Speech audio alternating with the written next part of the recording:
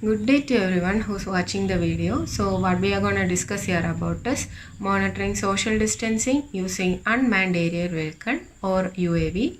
They are precious technologies and has wide range of applications in smart farming, cloud monitoring, etc. We as a team explored on existing drone monitoring studies so that we can make a better reliable model. We have compared a total of 6 models and reached on to conclusion. As I mentioned, this kind of approach might help us in controlling the spread of COVID-19 to some extent.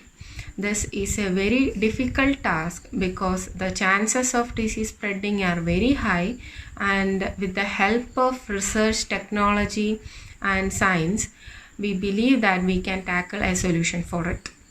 And also, the greater these operations are designed and executed, the better the chances of prevention will be.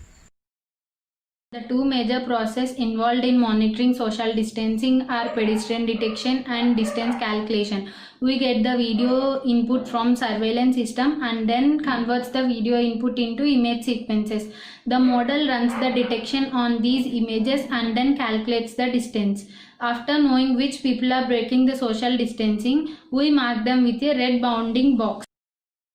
There are a wide variety of pre-trained pedestrian detection models available, and these models are needed to be deployed in surveillance systems like UAV, CCTV, etc. We need a model that requires low processing power, and our model need to be fast in real-time detection. Choice of selecting our model based on speed of detection and computational power. The models we selected are SSD Inception, SSD MobileNet, Tiny YOLO, YOLO V4, RFCN and RCNN. After getting our detection on these models, we filtered out the detection for only the class person, and then we calculated confusion matrix MAP and the time required to do the detection for each model. The approach we have used for the calculation of distance is based on the conversion of perspective view into the bird's eye view. For this conversion, we have taken 4 points in the image sequence which corresponds to the 4 vertices of the rectangle in real life. By applying the image processing techniques, we can get the transformation matrix which can map the marked region into bird's eye view.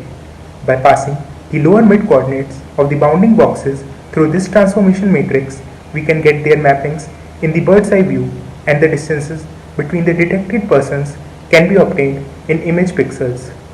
These distances can be converted into real life distances by calculating the ratio of the image which is obtained by dividing a real life length in metric units with corresponding length in units of pixels.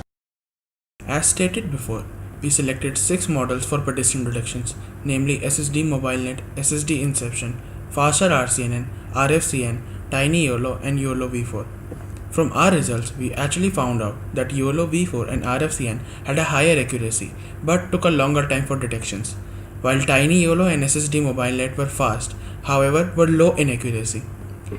For the evaluation of our 2 distance approaches, we compared our distance calculation with the ground truth distance.